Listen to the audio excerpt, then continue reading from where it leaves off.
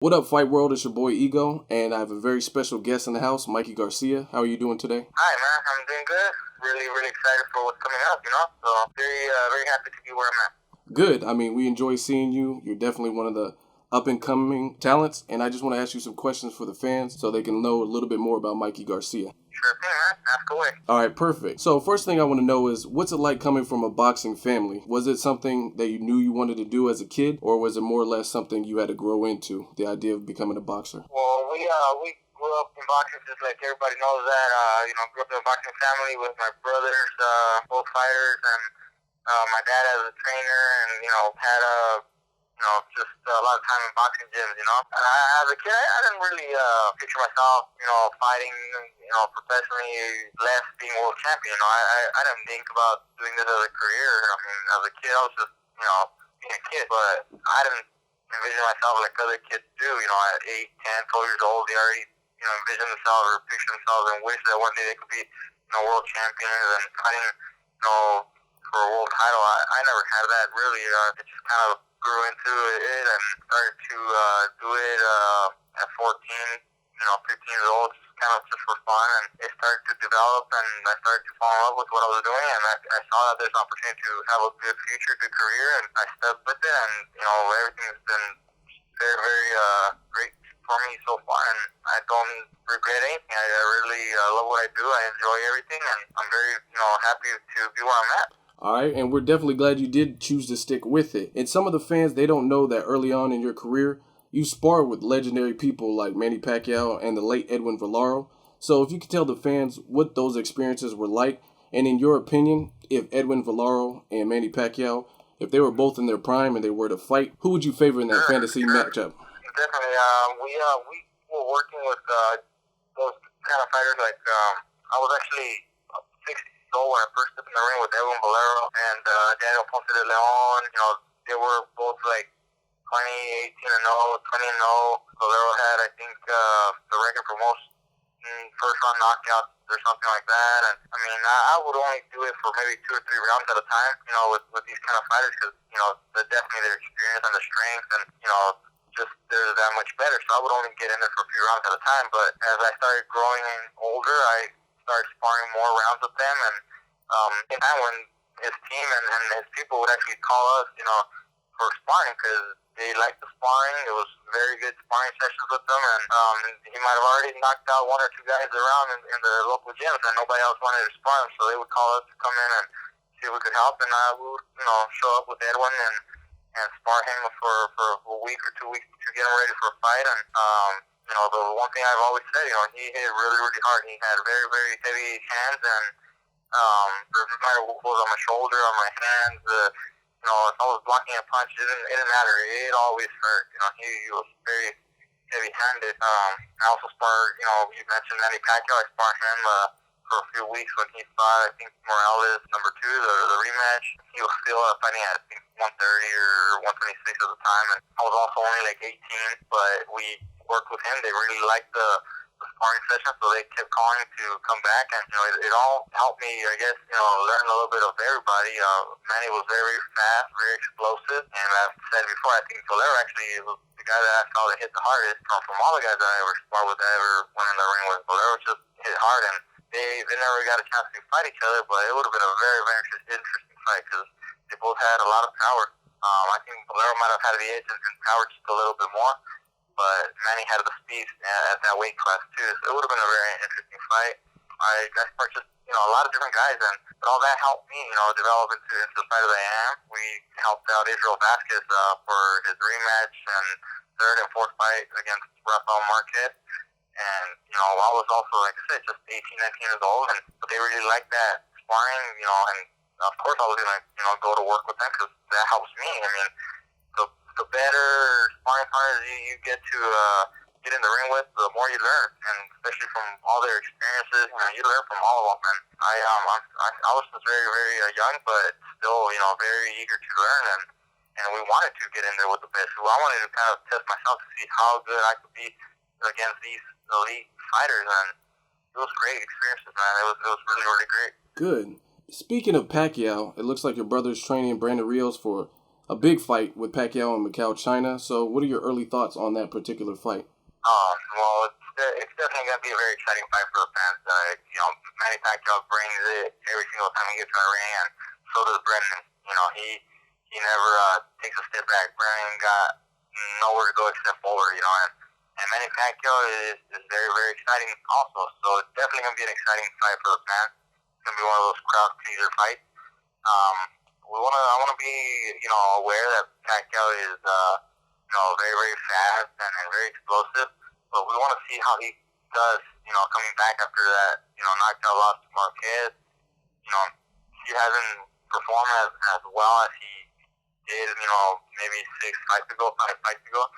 Most recently, he didn't perform as well against Marquez and Bradley, and then Marquez was knocked him out last December. So it's, we want to see what Pacquiao, has, coming into this fight. He may not be the same fighter, and he may have lost just a little bit of that speed and power, and that could be Brandon's big opportunity to really put an end to Manny Pacquiao. He could really hurt him, and that would be a great victory for Brandon. And he has a lot of opportunities in front of him, so he's definitely gonna put on a great show, and I think he's gonna turn it to his side, because Manny, like I said, hasn't performed as well. He might not be 100% in the game anymore. He has his other career, political career, and it's just interesting to see what he does on fight night. All right, and let's take a look at the 126-pound picture. Abner Mares had an impressive performance over Ponce de Leon. Gary Russell Jr. is an upcoming prospect, but both fighters are with Golden Boy. You're with Top Rank, and those fights may never happen. And then it looks like Gradovich and Donaire said he might move up to 126, but they're with your brother. So that would obviously be a conflict of interest. So if you are to get past Lopez, what do you see for yourself? Do you see yourself trying to make some of the Golden Boy Top Rank fights, or do you see yourself most likely having to move up due to the Golden Boy Top Rank Cold War?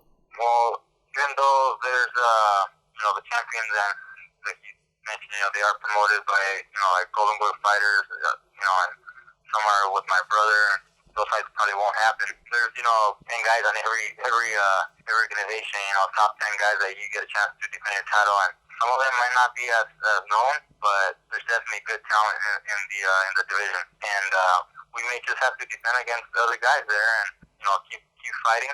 But then they also mentioned the possibility of maybe me facing Rocky Martinez at 130 pounds for his title, and I told my manager that I'm willing to move up in weight, but I would like to have the opportunity to come back to 126 and defend my featherweight title after fighting Rocky Martinez. And so those are some of the options that are out there. But right now the main focus is JuaMa Lopez, and that's the man that I gotta make sure I beat, Saturday night, August, and then maybe like in August or whatever when I get back, we can discuss the future. Okay, that's definitely fair.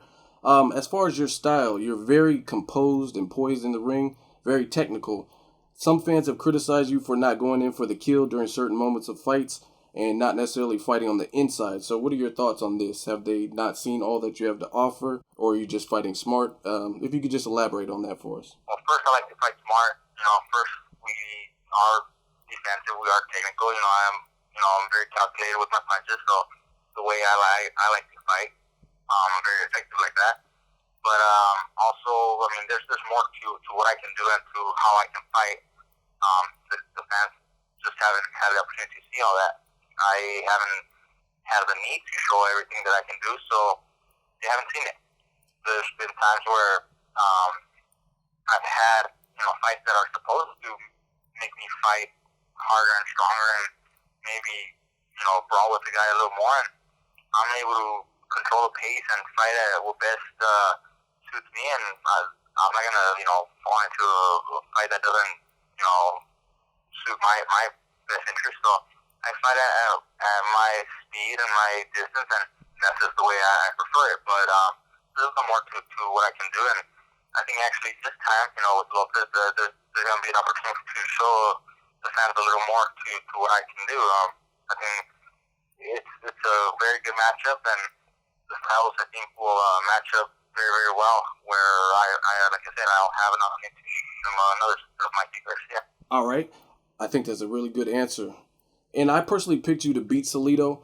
Many people criticized me picking you, stating you hadn't fought anyone of Salido's caliber or experience. And then the fight happened, and you seemed to dominate Salido with ease. So did you do anything differently to prepare for that fight, or was it really just another day at the office? It was just another day for me, man. I had a very good game plan going into the Salido fight. We did a very great job at training camp with my brother and my dad.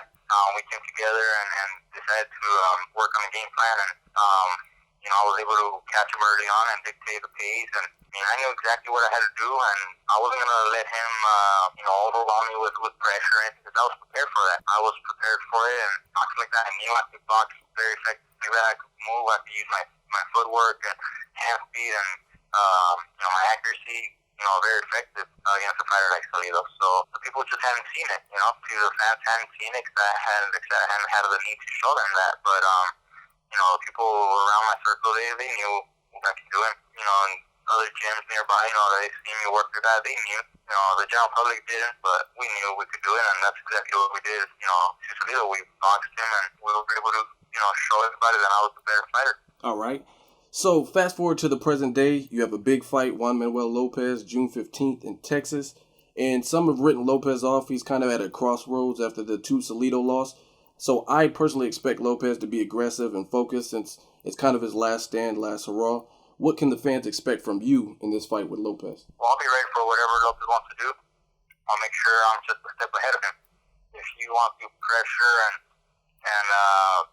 hope for, like you said, one last, opportunity to come back in the spotlight and win big, I'm going to be ready for that.